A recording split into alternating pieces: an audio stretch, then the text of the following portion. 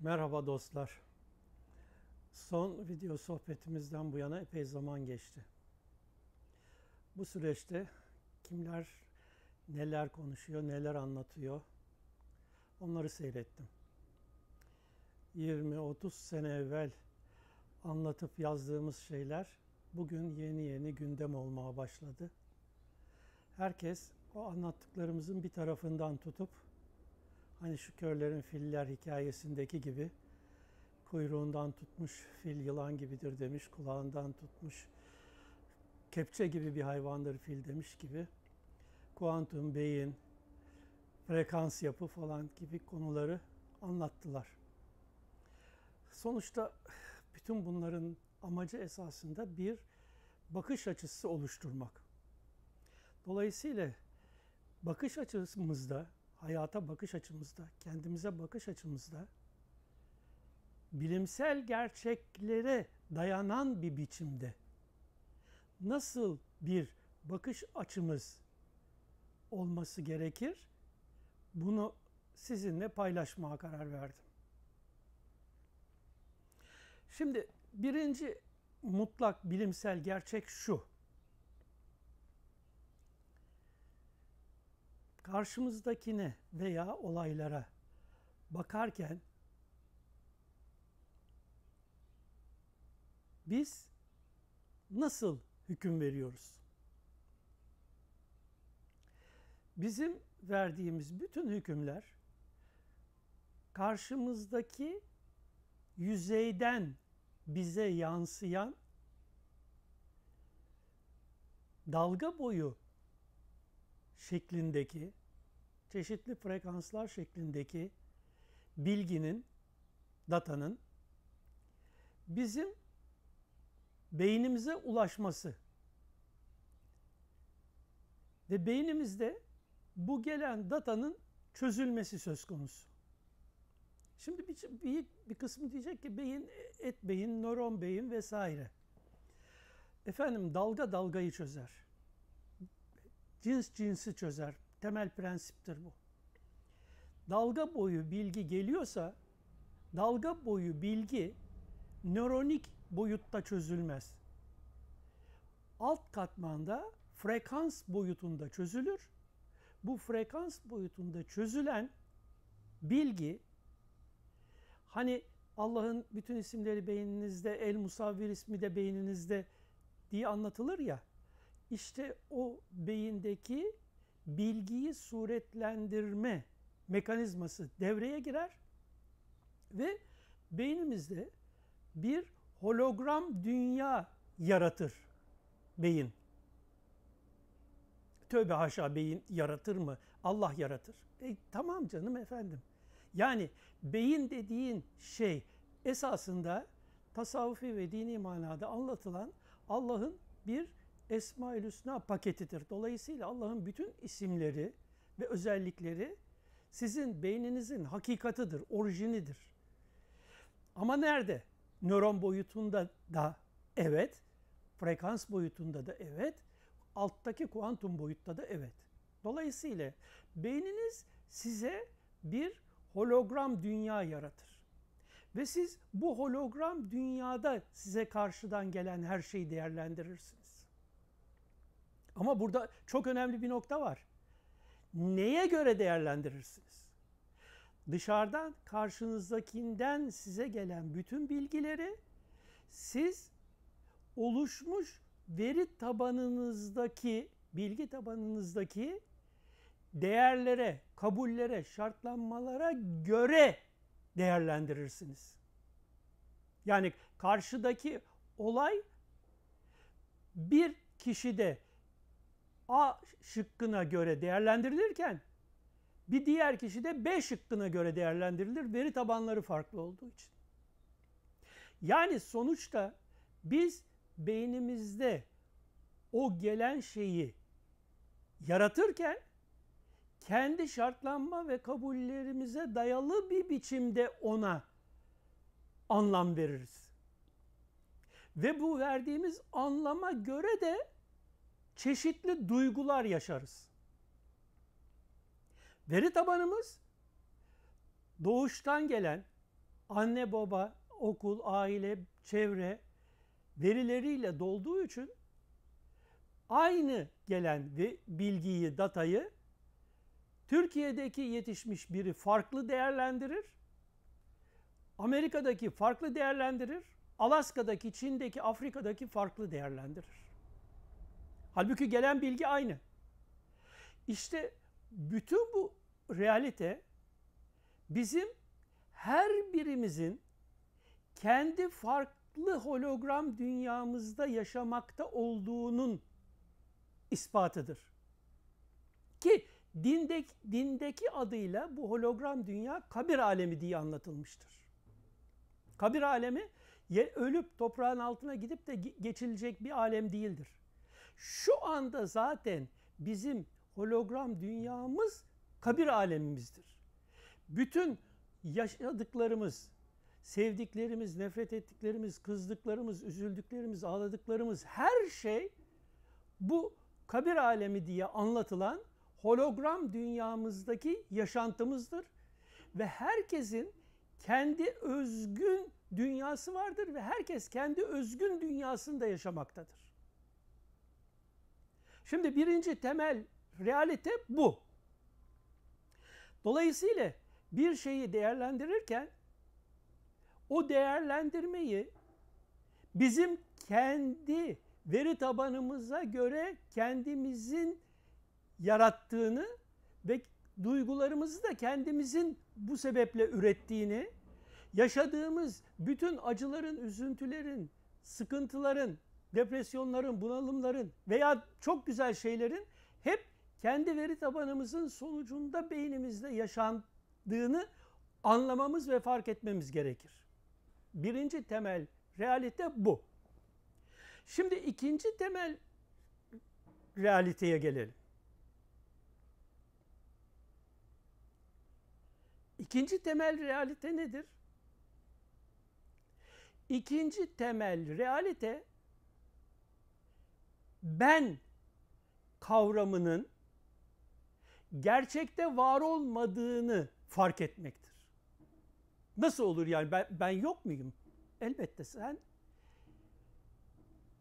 ben kelimesiyle işaret ettiğin bir şey var ama o senin anladığın manada bir ben değil. Niye? Şimdi basit. Beynin çalışma sistemi, mekaniği nedir? Bunu daha önce de defalarca anlattık. Input, process, output dedik. Yani dışarıdan gelen herhangi bir bilgi, data beyine ulaştı. Beyinde proses ediliyor. Proses edilmesi ne demek? O bilginin geçmişten beyninizin veri tabanına, bilgi tabanına girmiş olan tüm bilgilere göre saniyenin milyarda biri bir hızla incelenerek, tetkik edilerek sizin veri tabanınıza göre değerlendirilip otomatik olarak hiçbir müdahale olmaksızın bu değerlendirmenin sonucunun sizden açığa çıkmasıdır. Konuşmanız, el hareketiniz, yürümeniz, duymanız her şey beyinden otomatik olarak açığa çıkar. Prosesin sonucu olarak, yani gelen verinin beyninizde değerlendirilmesinin sonucu olarak. Dolayısıyladır ki her an sizden otomatik olarak açığa çıkan bir davranışlar dizilimi vardır. Bu davranışlar dizilimini etkileyecek, genelde anlaşılan manada müdahale edecek bir ben yoktur. Yani ben bu işi nasıl düzelteyim diye sorulur. Ben ne yapayım? Kardeşim, sen diye bir şey yok bu sisteme müdahale edilecek. Ben diye bir varlık yok. Burada otomasyon çalışan bir sistem var. Peki yani ben diye bir şey yoksa ben nasıl düzeleceğim veya bir takım şeylerimi nasıl değiştireceğim? Bilgi.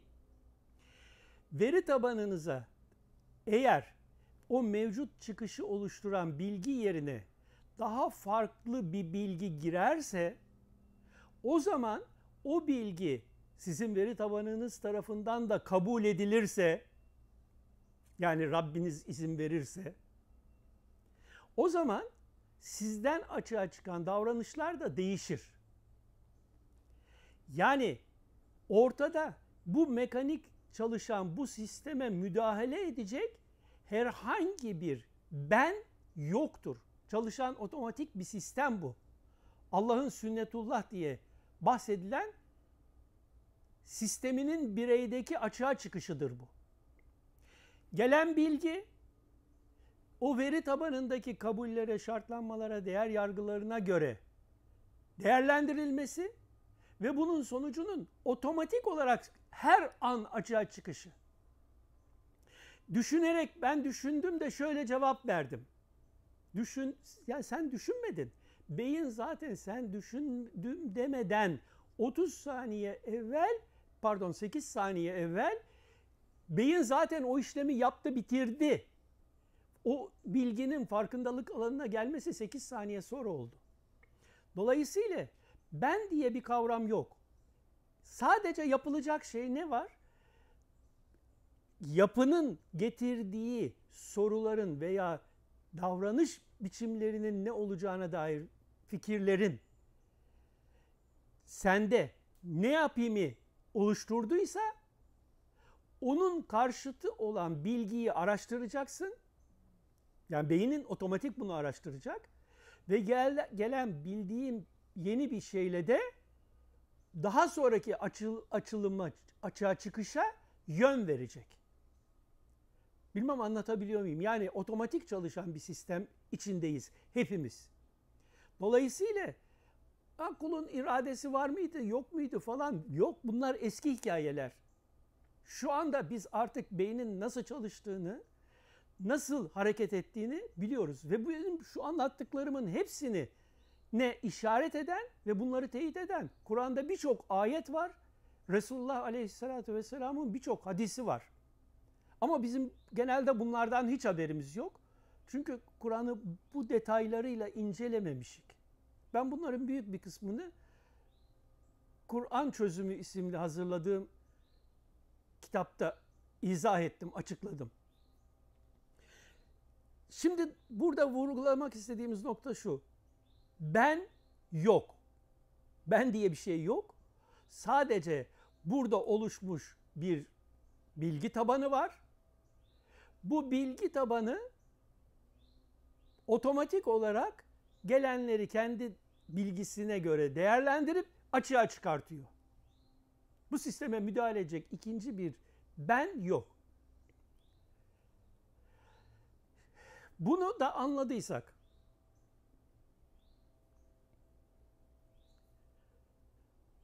üçüncü ana sistem tetikleme sistemi.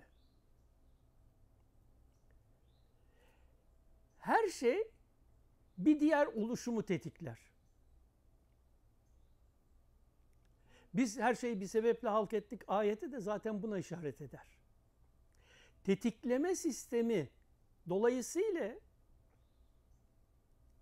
eğer ilk taşın nasıl devrildiğini anlarsanız domino taşlarının devrilmesi gibi en sonuncu taşın da devrileceğini görürsünüz. Bu tabii çok kompleks ve çok muazzam bir olay. Her beynin veri tabanının sonuçta neye ulaşacağı bellidir. Neyi açığa çıkaracağı bellidir. Bilinmez değildir. Bilemeyenler için bilinmezdir. Ama mekanik sistem olarak bellidir. O oluşmuş potansiyelin neyi meydana getireceği de bellidir. Onun içindir ki Resulullah Aleyhisselatü Vesselam olacak olan mutlaka olacaktır, olmama ihtimali yoktur. Olmayacak olanın da olması ihtimali yoktur diyerek bu konuya açıklık getirmiştir. Sahih kitaplarda sahih hadistir bu. Dolayısıyla herkes neyi yapmak için oluşmuşsa programın neyi açığa çıkarması için oluşmuşsa onun gereğini yapacaktır. Sormuşlar Resulullah'a, ya Resulallah peki öyleyse biz çalışmayalım mı? Siz çalışın, ne iş için yaratılmışsanız size o kolaylaştırılır demiştir. Dolayısıyla bu üç ana gerçeği eğer her an hatırda tutar, olaylara, kişilerin davranışlarına bu bakış açısıyla bakarsak bizim pek çok üzüntümüz, sıkıntımız, bunalımımız, yaşadıklarımız ortadan kalkar. Çünkü yaşadığımız o bütün sıkıntılar, bunalımlar hep benim istediğim gibi olmuyordan kaynaklanır. Ama senin istediğin, senin edindiğin kabul ve şartlanmalara göre. Karşındaki o iş için, o senin istediğini oluşturmak için yaratılmamış. Onun programı farklı. Dolayısıyla her bir yapanın yaptığını yerli yerince varlığının gereği olarak gör ve sen kendine göre değerlendirmekten vazgeç. Çünkü sen kendine göre değerlendirirken ben kendi kabul ve şartlanmalarıma göre değerlendiriyorum diyorsun arka planda. Ve böyle olmayınca da yanıyorsun. Nerede yanıyorsun? Hologram dünyanda yanıyorsun. Nerede yanıyorsun? Kabir aleminde yanıyorsun. Kabir alemindeki yanmalarının bitmesi için senin kendine göre değerlendirmelerini bir yana bırakıp her bir yapanın yapısının gereği olarak yaptığını görüp değerlendirerek olaya bakmak. Eğer bunu gerçekleştirebilirsek işte o zaman büyük yangınlardan kurtuluruz. Hayatımızı azap veren birçok şeyden kurtuluruz. Ama illa benim dediğim gibi olsun dersen ve o şekilde yaşarsan bu da senin büyük sıkıntılarına yol açacak. Ne zamana kadar? Sonsuza dek. Çünkü insan beyninin hakikati biyolojik bedensel yapı değil, frekans yapıdır. Frekans yapıdan olmuş bir bilgi paketi olan insan şuuru ölümsüzdür. Ne yüklenmişse, kendisinde ne toplanmışsa, açığa çıkmışsa onunla sonsuza dek devam eder. Dolayısıyla Resulullah da buyuruyor ki kişi ne hal üzere ölmüşse o hal üzere devam eder diyor. Bu gerçeği bilelim, ölümden de korkmayalım. Ölüm sadece bir algı değişimidir. Esasında madde olmayan, dalga boyu yapı olan şuurun biyolojik organların algısından kurtularak farklı boyuttaki farklı varlıkları, farklı mekanı diyelim ki mekan değil ama mekan diye tarif edelim. Her şeyi algılamasıdır. Yani ölüm algı değişimidir. Biyolojik algı sürecinden frekanssal algı sürecine geçiştir ölüm. Dolayısıyla ölümün kendisinden de korkmayın. Sadece içinde bulunduğunuz sıkıntı ve azaplarla ölmekten korkun. Bunu bilgiyle değiştirebilirsiniz. İşin hakikatini kavramakla değiştirirsiniz. İşin doğrusunu araştırıp öğrenirseniz zaten sizin o bilgi doğrultusunda otomatik hayatınız değişecektir. Allah bunun idrakını ve yaşamını hepimize nasip etsin.